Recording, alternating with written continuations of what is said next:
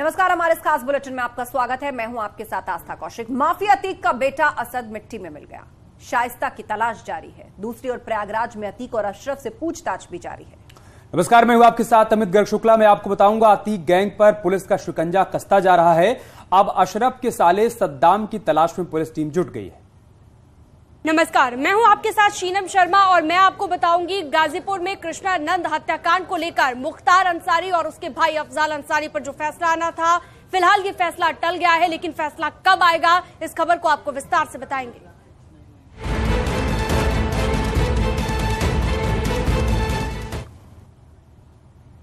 Encounter में मारा गया माफिया अतीक का बेटा सुपुर्दे खाक हो चुका है, लेकिन पिक्चर अभी बाकी है। उमेश पाल हत्याकांड में रिमांड पर आए माफिया अतीक और अशरफ से पूछताछ की जा रही है, तो उधर शूटआउट में शामिल अतीक की पत्नी शाइस्ता की तलाश जारी है। पुलिस को उम्मीद थी कि शाइस्ता बेटे के जनाजे में शामिल होगी, लेकिन वो नहीं आई। दूसरी ओर खबर है कि चाचा अशरफ की धोखेबाजी से असद का एनकाउंटर हुआ।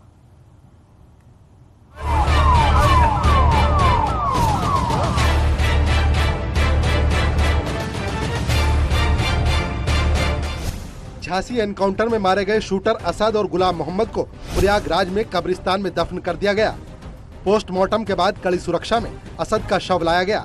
पुलिस को उम्मीद थी कि असद के जनाजे में फरार शाइस्ता शामिल हो सकती है, इसीलिए पूरे इलाके में चप्पे चप्पे पर सुरक्षा कर्मियों की तैनाती की गई थी। कब्रिस्तान की निगरानी ड्रोन से की जा रही थी। कब्रिस्तान में जाने के लिए रिश्तेदार और करीबी लोगों को ही इजाजत दी गई थी, जिसमें असद के नाना, मामा और मौसा शामिल हुए। सभी लोग अब अंतिम संस्कार के बाद यहां से जा चुके हैं, लेकिन असद के इस अंतिम संस्कार में अतीक अहमद, उनके परिवार का कोई सदस्य शामिल नहीं हो सका है। और चूंकि Atiq Ahmed police custody remand पर है, तो बार बार वो यही कह रहा था कि उसे बेटे का चेहरा देखने दिया जाए, तो आखिरी बार भी अतीक अहमद को अपने बेटे असद का चेहरा नसीब नहीं हुआ। असद के नाना ने कहा कि परिवार के लोगों ने शांतिपूर्ण तरीके से सुपुर्दे खाक की प्रक्रिया पूरी की।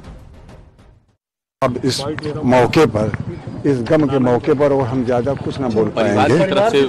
अब परिवार के लोग तो बहुत से हैं, बहुत से लोग आरोपी नहीं हैं। हाँ, हम भी जो है तो परिवार ही के हैं, हम भी परिवार ही के हैं, हमारे जो है तो रिश्ते के हैं। हाँ, पड़ोसी भी हैं, सारे कुछ नहीं। बॉडी हम लेने नहीं गए थे, बॉडी लेने उनके फूफा गए थे। परिवार के लोग और भी शामिल हैं, शामिल हुए हैं। नहीं, उनकी कोई बहन नहीं है।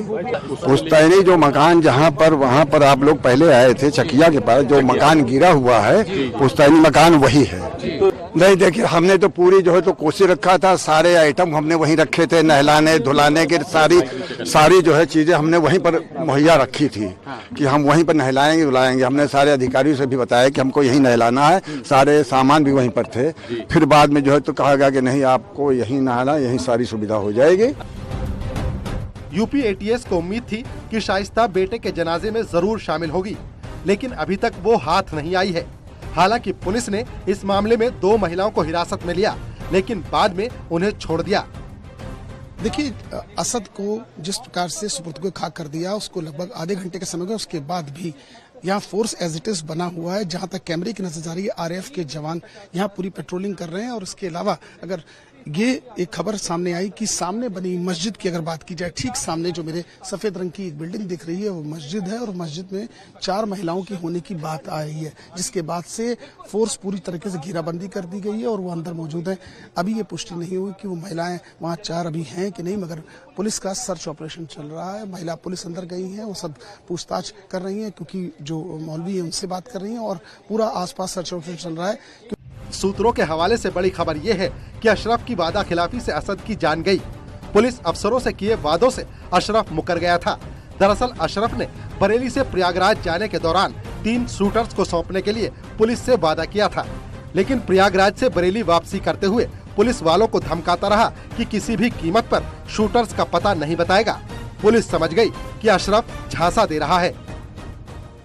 पुलिस को किए वायदे से अशरफ का मुकरना बना असद की मौत की वजह है। एसटीएफ सूत्रों के मुताबिक बरेली जेल से प्रयागराज जाते समय अशरफ ने एसटीएफ के कुछ अफसरों से वायदा किया था कि वो 3 शूटर्स को एसटीएफ या पुलिस को सौंप देगा, लेकिन 28 मार्च को जब कोर्ट ने उसे उमेश पाल को अगवा करने के मामले में बरी किया, तो लौटते वक्त वो अपने किए गए वायदे से मुकर गया। और यही नहीं, प्रिजन वैन में उसने पुलिस कर्मियों को धमकाया भी और ये कहा कि अब मैं किसी भी शूटर्स को एसटीएफ या पुलिस को नहीं सौंपूंगा। इसके बाद ही एसटीएफ ने अपनी जांच में और तेजी लाई और असद और गुलाम को झांसी में एक एनकाउंटर में मार गिराया। सूत्र ये भी बता रहे हैं कि अशरफ ने ही असद और गुलाम से कहा था कि अतीक का काफिला लौटते वक्त उस पर हमला किया जाए ताकि उसकी दहशत कायम हो जाए। बहरहाल अशरफ और अतीक पुलिस की रिमांड पर हैं। पूछताछ जारी है। पूछताछ के दौरान एक बार फिर अतीक भड़क गया। अतीक ने कहा कि मैं बदनसीब बाप हूँ, कांधा तो दूर मिट्टी भी नसीब नहीं हुई। बहरहाल माफिया अतीक और अशरफ से पूछताछ जारी है। पुलिस को उम्मीद है कि इस पूछताछ में उमेश पाल हत्याकांड के सभी पक्के सबूत मिल जाएंगे। Bureau report, news 18।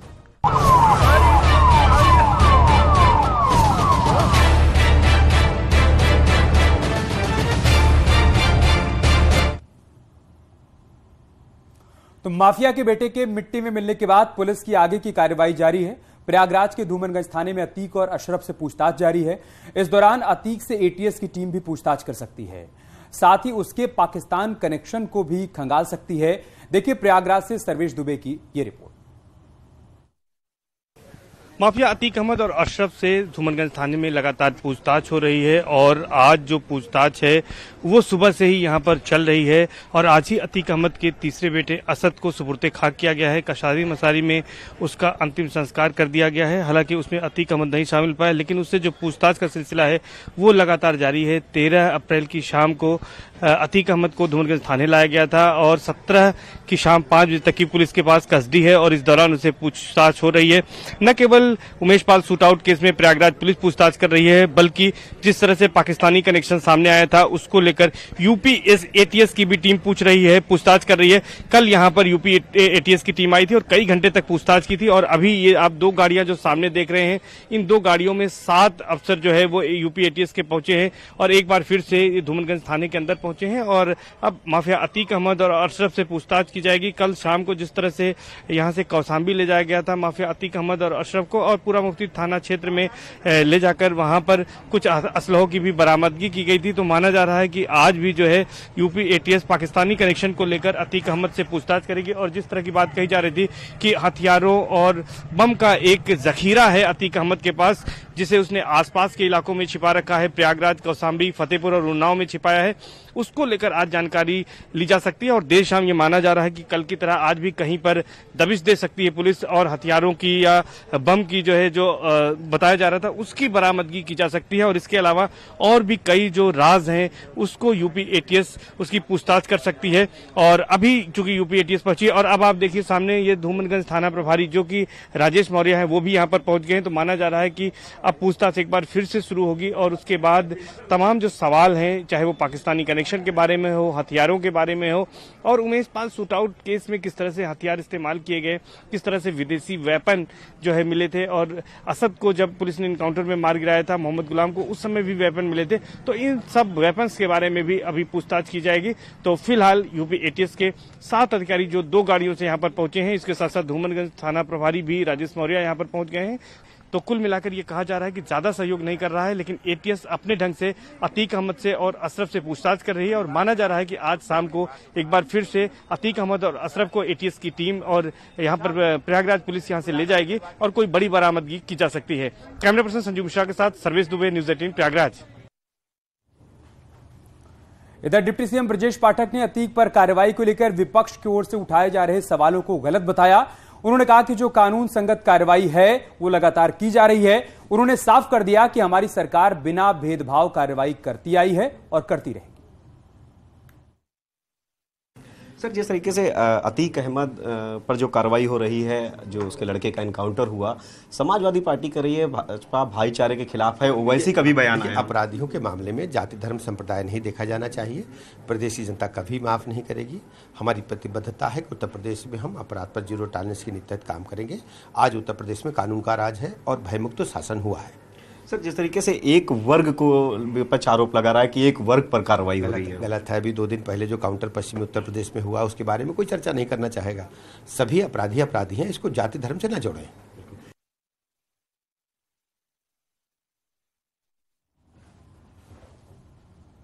तो माफियाओं को मिट्टी में मिलाए जाने का काम लगातार जारी है और इसी कड़ी में एक और बड़ा एक्शन हुआ है। उमेश पाल हत्याकांड से जुड़ी एक और बड़ी खबर आपको बता दें कि उमेश पाल हत्याकांड से जुड़ी बड़ी खबर यह है कि अभी जो एक्शन हो रहा है उसमें एक और करीबी जिला पंचायत का सदस्य जो कि अतीक का करीबी है उसकी गिरफ्तारी हुई है। कौशाम्बी में नसीम उर्फ सोनई को गिरफ्तार किया गया है। एनकाउंटर की खबर के बाद ये चकिया पहुंचा था और उसके बाद पुलिस वालों को ये गालियां देता हुआ भी नजर आया था। पुलिस वालों ने तब इसे चकिया से खदेड़ दिया था, लेकिन अब ये बड़ा एक्शन लिया गया है और कल डांट फटकाकर प्रयागराज पुलिस ने इसे चकिया से भगा दिया था। प्रयागराज पुलिस की सूचना के बाद अब कोखराज पुलिस ने इसे गिरफ्तार कर लिया है। कौशाम्बी के वार्ड नंबर 5 से जिला पंचायत का ये सदस्य है नसीम उर्फ सोनई, जिसकी गिरफ्तारी हुई है और कहा जा रहा है कि माफिया अतीक अहमद का ये खास गुर्गा है। थाना कोखराज क्षेत्र के खालिसपुर गांव का रहने वाला है नसीम, जिसकी गिरफ्तारी हुई है और एनकाउंटर की खबर के बाद ये चकिया भी पहुंचा था, जो बड़ी खबर मिल रही है।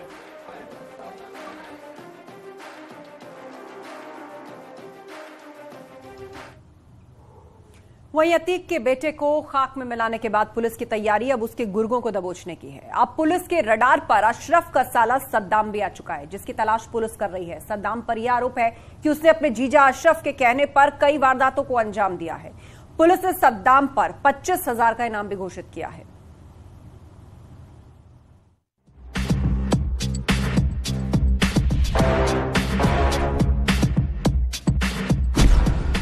मिट्टी में मिला अतीक अहमद का रौब। अतीक गैंग पर पुलिस का शिकंजा। अतीक के करीबियों पर पुलिस का प्रहार।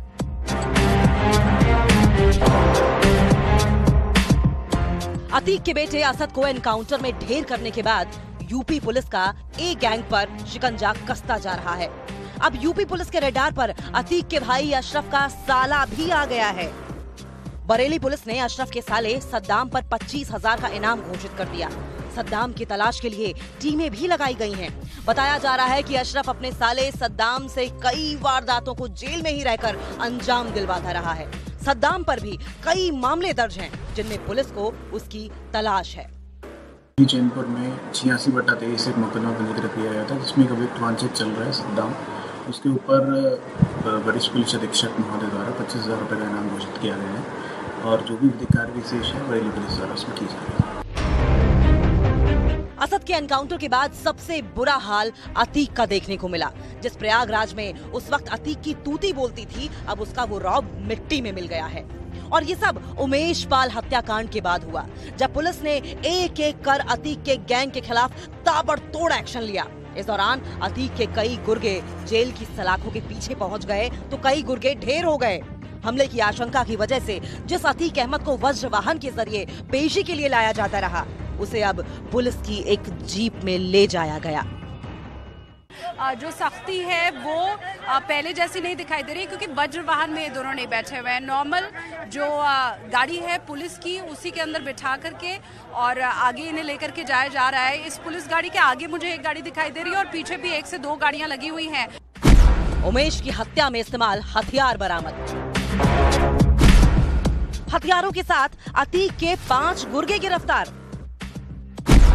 अतीक के घर से कैश मामले में बड़ा पर्दाफाश।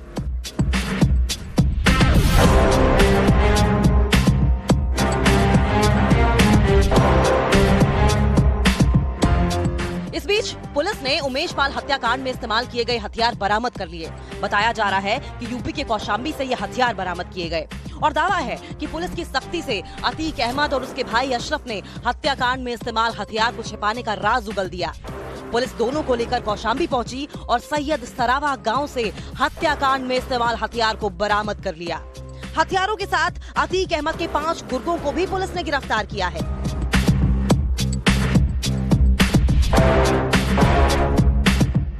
इस बीच अतीक अहमद के घर से नकदी मिलने के मामले में भी बड़ा पर्दाफाश हुआ। लखनऊ के एक बिल्डर का नाम सामने आया, जिसने अतीक के बेटे को 80 लाख रुपए दिए थे।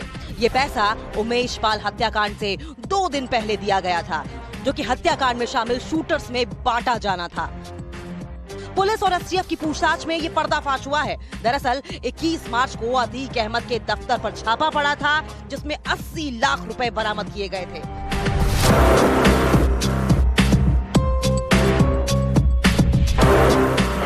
फिलहाल पुलिस अतीक के गुर्गों पर शिकंजा कस के हत्याकांड की कड़ियां जोड़कर जांच को और आगे बढ़ाने में जुटी है, ताकि सच सबके सामने लाया जा सके।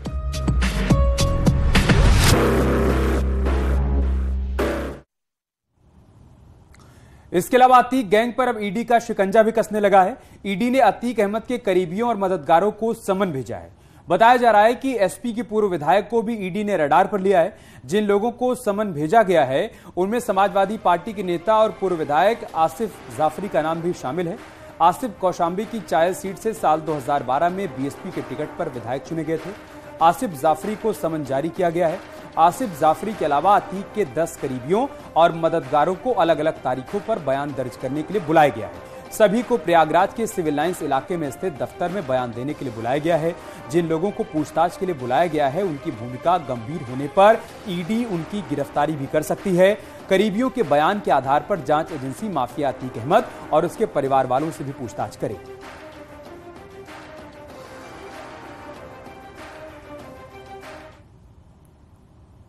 और इसी के साथ रुकेंगे ब्रेक के लिए। अब बने रहना साहब।